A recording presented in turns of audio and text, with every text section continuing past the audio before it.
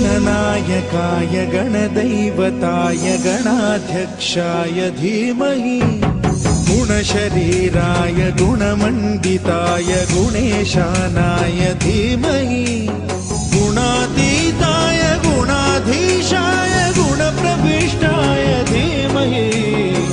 एकदन्ताय वक्रतुण्डाय गौरीतनयाय धीमहि